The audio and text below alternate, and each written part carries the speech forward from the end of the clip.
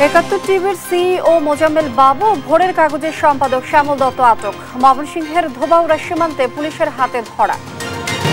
চোখ হারানোর যন্ত্রণা আর ক্ষত নিয়ে দিন পার করছেন স্বৈরাচার পতন আন্দোলনে আহতরা। জীবনের আলো ফেরাতে পাশে চান অন্তর্বর্তী সরকারকে। মন্ত্রী কামালের মদদে বেপরোয়া আগুস্টিন পিউরিফিকেশনের নারীর কারবার। খ্রিস্টান সংগঠনের আড়ালে চলত আওয়ামী নেতাদের মাস্তিখানা।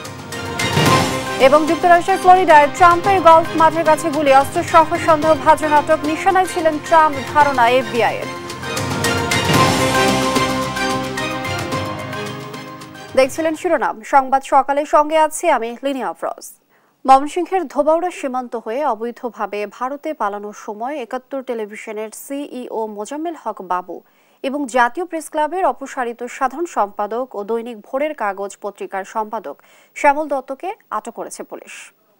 সোমবার ভোর ৬টার দিকে দক্ষিণ মাইজপাড়া ও পোড়া কান্দুলিয়া সীমান্তের মাঝামাঝি এলাকায় একটি প্রাইভেট কার সহ ৪ জনকে আটক করে এলাকাবাসী। পরে পুলিশ গিয়ে তাদের থানা হেফাজতে নেয়। ধোবাউড়া থানার ভারপ্রাপ্ত কর্মকর্তা চান মিয়া বিষয়টি নিশ্চিত করেছেন।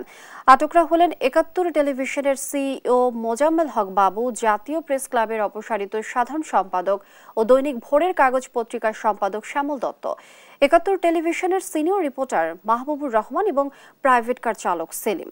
এর আগে গত ৬ আগস্ট ব্রাহ্মণবাড়িয়ার আখাউড়া সীমান্ত দিয়ে ভারতে যাওয়ার সময় শ্যামল দত্তকে স্ত্রী কন্যা সহ ইমিগ্রেশন থেকে ফেরত পাঠানো হয়।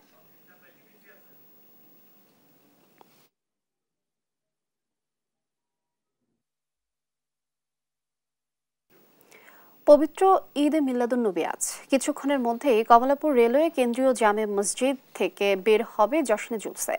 বিস্তারিত জানাতে সরাসরি যুক্ত হচ্ছেন হাসান মাহমুদ।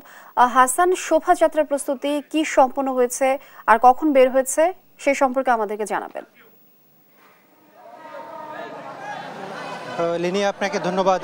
আমরা এই মুহূর্তে জশ্নে জুলুসে যে রাসূল সাল্লাল্লাহু আলাইহি ওয়াসাল্লামের যে জন্মদিন উপলক্ষে যে মিছিল, সেই মিছিল র্যালিতে, সেখানে কিন্তু এই মিছিলটি আসলে কমলাপুর রেল স্টেশন জামে মসজিদ থেকে কিন্তু শুরু হয়েছে। এই মিছিলটি এই মুহূর্তে আরামবাগ থেকে শুরু করে সেই রাস্তা প্রদক্ষিণ করে এখন কিন্তু তারা ফকিরাপুল থেকে পল্টনের দিকে যাচ্ছে। এবং এই মিছিলে প্রত্যেকেরই যে স্লোগান সেটি হচ্ছে রাসূল সাল্লাল্লাহু আলাইহি ওয়াসাল্লাম ১৪০০ বছর আগে তিনি দুনিয়া থেকে বিদায় নিলেও কিন্তু তার যে জীবনী সেটি কিন্তু এখনো মানুষের জীবনে জাজ্বল্যমান, এবং এই জীবনী কিন্তু আসলে মানুষের জীবনে বাস্তব এবং গ্রহণযোগ্য একটি সমাধান, যেটি দিচ্ছে যে সকল অন্যায় অবিচার জুলুমের বিরুদ্ধে যে তার একান্ত যে প্রচেষ্টা ছিল, সেই আইয়ামে জাহিলিয়াতের যুগেও সেইটি কিন্তু কার্যকর হয়েছিল এবং মানুষকে মুক্তির এবং আলোর দিশা দিয়েছিল। সেটি কিন্তু এখনও মানুষকে আসলে মুক্তি দিতে পারে, সেই স্লোগানে কিন্তু এখানে দিচ্ছেন সাধারণ জনতা। তারা কিন্তু নেমে এসেছেন সেই সকাল ৯:৩০টার দিকে কিন্তু সেই মিছিলটি র্যালিটি শুরু হয়েছে। সেটি কিন্তু এখন পর্যন্ত ঢাকার বিভিন্ন সড়ক প্রদক্ষিণ করছেন এবং তারা স্লোগান দিচ্ছেন যে রাসূল কিন্তু এখনও জাজ্বল্যমান। সারা জীবনে মানুষের আসলে যত অকল্যাণ রয়েছে সেগুলোকে যদি মুক্তি পেতে হয়, অন্যায় অবিচার জুলুমের অবসান করতে হলে রাসূল যে এখনও তার আদর্শ প্রতিফলিত করতে পারে এবং সমাজে সব বৈষম্য দূর করে একটি শান্তিপূর্ণ সমাবেশ এবং শান্তিপূর্ণ পৃথিবী দিতে পারে, সেটিরই কিন্তু তারা বলছেন যে এই রাসূলের জীবনী যদি আমরা মানুষের জীবনে বাস্তবায়ন করতে পারি তাহলে কিন্তু মানুষের জীবনে যে সার্বিক কল্যাণ এবং শান্তি সেটি কিন্তু ফিরে আসতে পারে। তা আমরা একটু কথা বলতে চাইছি, হুজুর আপনি একটু বলবেন যে রাসূলের যে জীবনী সেটি ১৪০০ বছর পরেও মানুষের জীবনে বাস্তবে কতটুকু প্রতিফলিত হতে পারে এবং মানুষকে কতটুকু শান্তি দিতে পারে। আল্লাহ রাসূল সাল্লাল্লাহু তাআলা আলাইহি ওয়াসাল্লামের তার জীবন চরিত্র আজও মানুষকে শান্তি দিতে পারে। কারণ আজকে যদি কোনো মানুষ আপনার শান্তির বিষয়ে যদি রাষ্ট্রীয়ভাবে খেয়াল করতে চায় তাহলে মদিনার সনদের দিকে তাকালে সেটা দেখতে পারবে।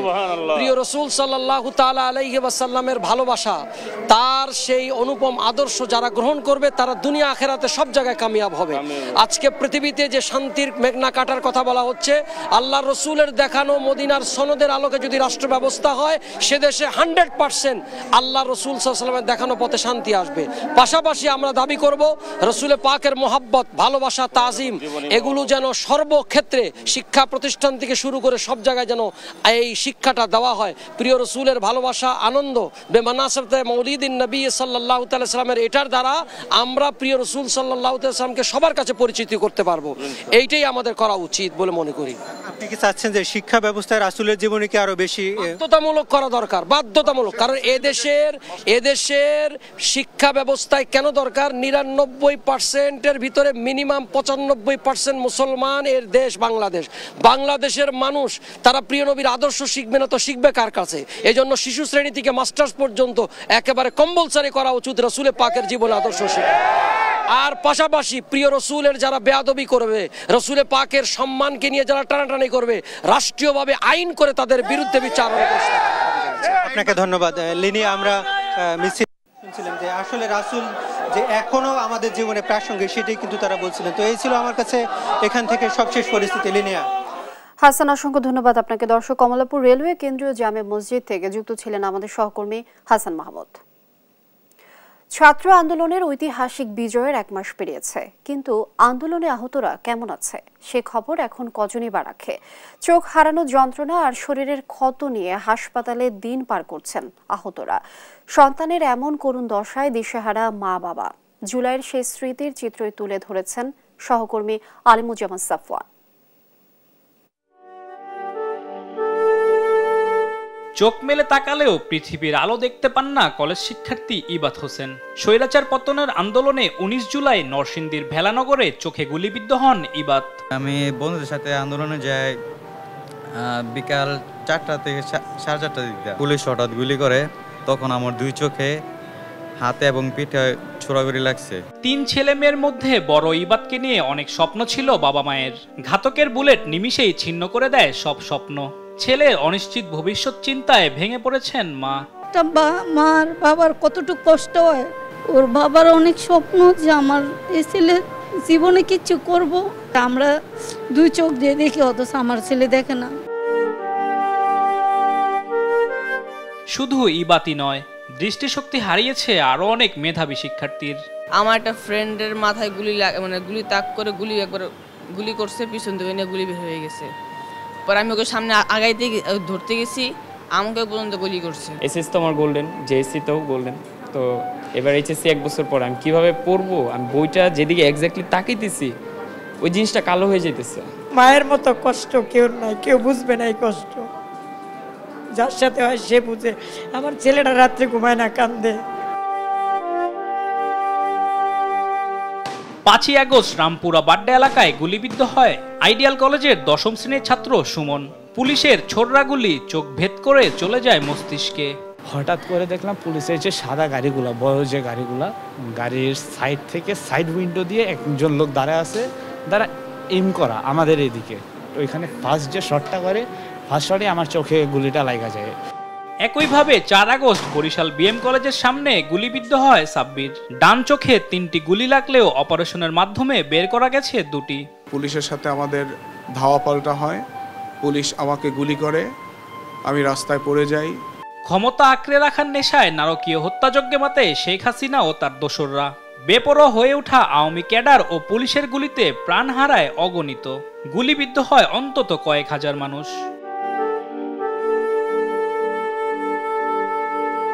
পরিসংখ্যান বলছে 17 জুলাই থেকে 31 আগস্ট পর্যন্ত জাতীয় চক্ষু বিজ্ঞান ইনস্টিটিউটে চিকিৎসা নিতে আসে 887 জন রোগী। ভর্তি রাখা হয় 749 জনকে। অস্ত্রোপচার করা হয়েছে 504 জনের। এর মধ্যে 2 চোখের দৃষ্টি হারিয়েছে 28 জন, 1 চোখে দেখতে পায় 426 জন। 5ই আগস্ট স্বৈরাচার বিদায় হলেও হাসপাতালে দিন পার করা এসব মানুষ যেন ভুলতে পারছেন না জুলাইয়ের দুঃস্মৃতি। চোখের আলো না ফিরে পেলেও জীবনের আলো ফেরাতে অন্তর্বর্তী সরকারকে পাশে চান ভুক্তভোগীরা। আলিমুজ্জামান সাফওয়ান, দেশ টিভি, ঢাকা। ছাত্র জনতার আন্দোলনে অংশ নিয়ে গুলিবিদ্ধ শিক্ষার্থী ইহসান মানবেতর জীবনযাপন করছেন। সুচিকিৎসা না পাওয়ায় পা হারাতে বসেছেন কলেজ শিক্ষার্থী ইহসান। অভিযোগ করেন সরকারি পক্ষ থেকে কোনো সহযোগিতা না পাওয়ার। উদ্বিগ্ন পরিবার ছেলেকে স্বাভাবিক জীবনে ফেরাতে চান সবার সহযোগিতায়। মাজহারুল ইসলামের রিপোর্ট। আমার দিকে মানে ছোট দৃষ্টি দিয়ে হলেও যেন তারা আমার দিকে একটু তাকায়। গুলিতে আহত এহসানের পৃথিবী এখন বস্তির কুড়ে ঘরের মধ্যেই সীমাবদ্ধ। খাওয়া দাওয়া সহ জরুরি সব কাজ সারতে হয় বিছানায় বসেই। সূর্য কখন উদিত হয় আর অস্ত যায় তা দেখার সুযোগ হয় না তার। গেল 2 মাস এই ঘরটিতে বন্দি জীবন কাটাচ্ছেন তিনি। 5 আগস্টের পর সরকার পরিবর্তন হলেও পরিবর্তন আসেনি তার জীবনে। গেল 19 জুলাই মিরপুর 10-এ বৈষম্য বিরোধী আন্দোলনে অংশ নিয়ে গুলিবিদ্ধ হন এহসান। পায়ের যন্ত্রণায় নির্ঘুম রাত কাটে তার। জানালেন অসহনীয় কষ্টের কথা। আমি পা মুভ করতে পারি না, আমি খুব চাই যে পাটা মুভ করব, কিন্তু আমি পারি না, মানে প্রচুর পরিমাণ ব্যথা হয়। সরকার আহতদের সুচিকিৎসার কথা বললেও এহসানের ভাগ্যে জোটেনি সেই চিকিৎসা। এমনকি কোনো সহযোগিতাও পাননি তিনি। তার উপর যোগ হয়েছে হাসপাতালের হয়রানি। তার অভিযোগ, সুস্থ হওয়ার আশায় বারবার পঙ্গু হাসপাতালে গেলে তাকে যথাযথ চিকিৎসা না নিয়ে ফিরতে হয়েছে।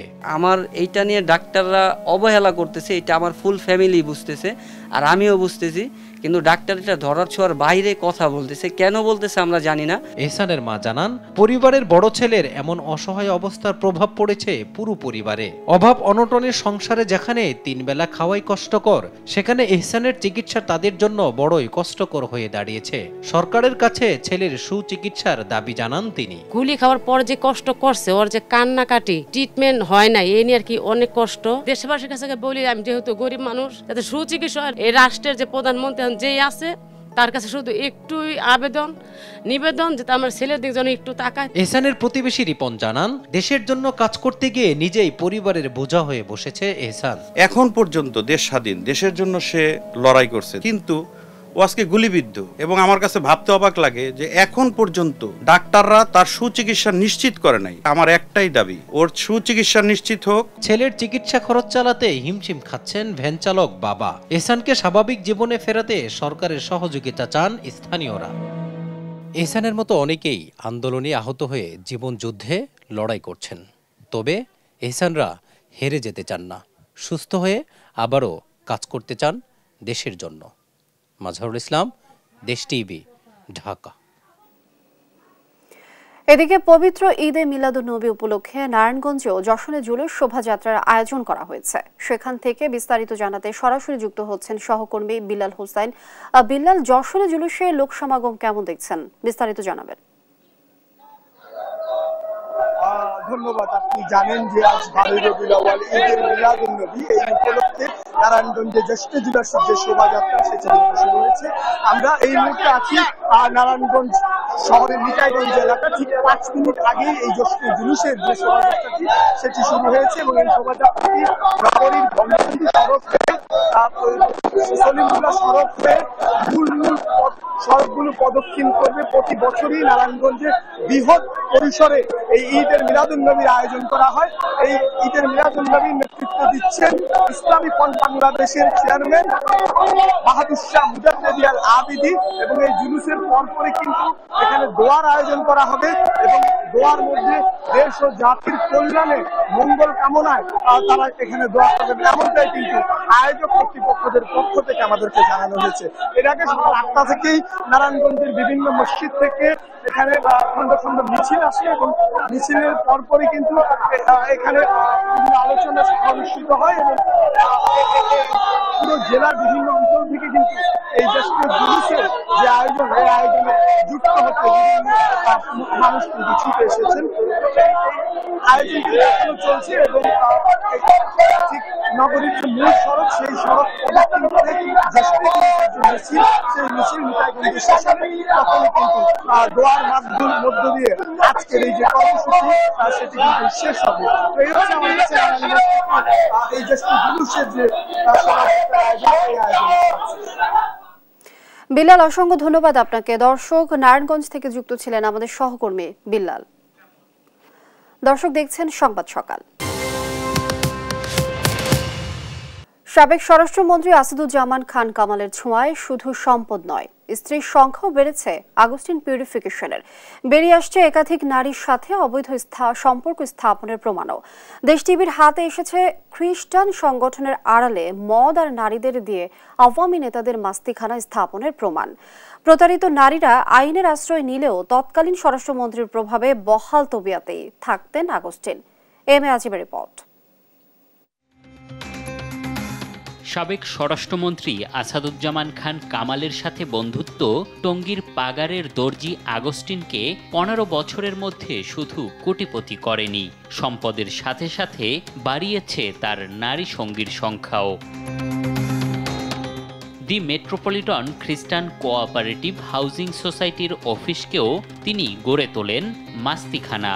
সেখানে দীর্ঘদিন কর্মরত এক কর্মচারী জানায়, আশালতা নামের এক নারী আর আগস্টিনের কর্মকাণ্ডে বিব্রত হতেন তারা। সে তখন ডিরেক্টর ছিল, সে ফার্স্ট ফ্লোরে বসতো, তার ওইখানে গিয়েই লতা তার সাথে কথা বলতো। এটা হচ্ছে ওনার সেকেন্ড ওয়াইফ। আর মাঝে মাঝে আসলে বিভিন্ন কারণবশত তাদের যে সিন ক্রিয়েট হইতো, কি ব্যাপারে সিন ক্রিয়েট হইতো এটা অফিসের কেউই ঠিক মতো বলতে পারবে না। খ্রিস্টান সংগঠনটির ভেতরের কিছু ছবি আর ভিডিও আসে দেশ টিভির হাতে। সেগুলো দেখলে মনে হবে এটি কোনো সোসাইটির অফিস নয়, দেশি বিদেশি নানা মদের এক বিরাট গোডাউন যেন দি মেট্রোপলিটন খ্রিস্টান কোঅপারেটিভ হাউজিং সোসাইটি এখন। আর সেখানে শুধু আসা যাওয়া নয়, সাবেক স্বরাষ্ট্রমন্ত্রী আসাদুজ্জামান খান কামালের মুরালও রয়েছে সেখানে। স্বরাষ্ট্রমন্ত্রী যখন একজন সাধারণ এই সোসাইটির চেয়ারম্যানকে শেল্টার দেয়, তখন থানার তো আর কিছু বলার থাকে না, ডিসির কিছু বলার থাকে না, এসপিদের কিছু বলার থাকে না।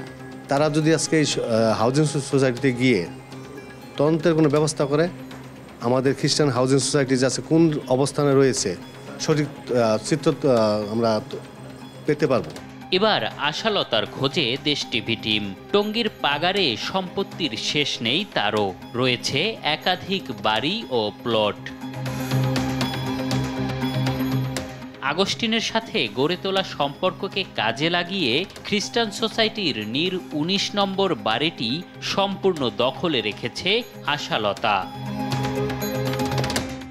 বাসাটা আমাদের বাড়িওয়ালার নাম হচ্ছে লতা। এই বাসাটা মূলত কার বাসা? ওই লতা ম্যাডামের। তবে আশালতার বাসায় গিয়ে দীর্ঘ অপেক্ষার পরও দরজা খোলেনি তিনি। দেশ টিভির হাতে আসা এ ওয়ারেন্ট বলছে, নাসিমা নামের এক মুসলিম নারীর সাথেও অবৈধ সম্পর্ক ছিল আগস্টিন পিউরিফিকেশনের। সেখানে নিজ নাম পরিচয় গোপনেরও প্রমাণ রয়েছে। গ্রেপ্তার তো দূরে থাক, সাবেক স্বরাষ্ট্রমন্ত্রীর প্রভাবে সবকিছুকেই ধামাচাপা দিয়ে ফেলত আগস্টিন। এম এ আজিম, দেশ TV, Dhaka. Amazing taste, Mr. Noodles. Enjoy the best. ময়মনসিংহের মুক্তাগাছা বিএনপির সিনিয়র যুগ্ম আহ্বায়ক কামরুজ্জামান লেবুর বিরুদ্ধে হামলা, ভাঙচুর ও দখলদারত্বের অভিযোগ উঠেছে। স্বৈরাচার শেখ হাসিনার দেশ ত্যাগের পর লেবুর নেতৃত্বে উপজেলার ঘোগা ইউনিয়নের বেশ কয়েকটি বাড়ি, দোকানপাট ও ব্যবসা প্রতিষ্ঠানে হামলা, ভাঙচুর, লুটপাট ও অগ্নিসংযোগ করা হয়। এসব ঘটনায় সর্বস্ব হারিয়ে অনেকে এখন পথে বসেছেন। সহকর্মী ইলিয়াস আহমেদের রিপোর্ট, জানাচ্ছেন আপন অপু।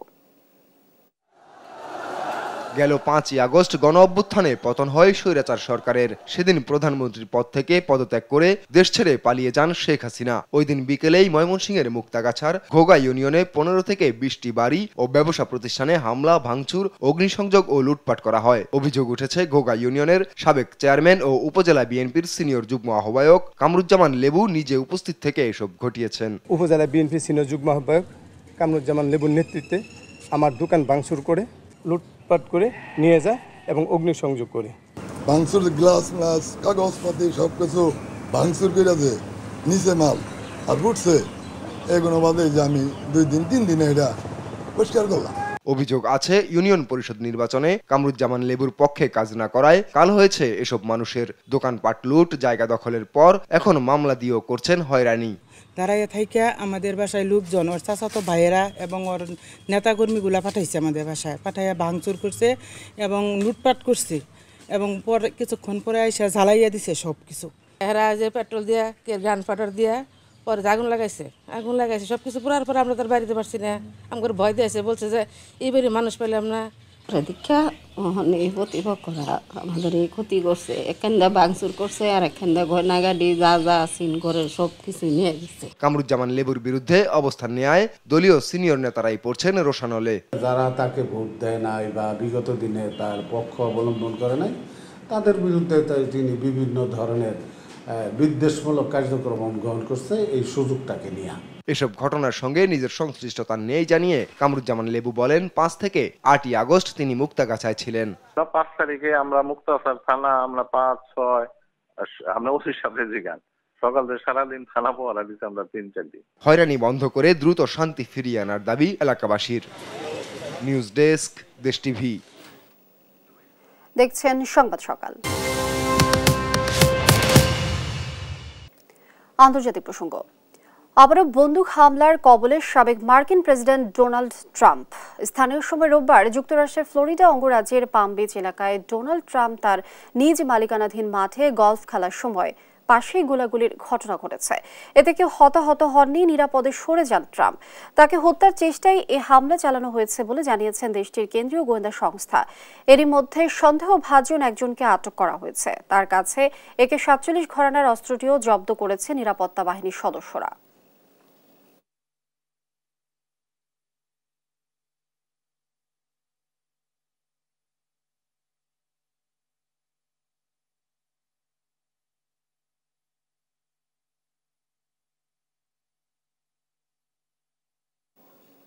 দর্শক দেখছেন সংবাদ সকাল।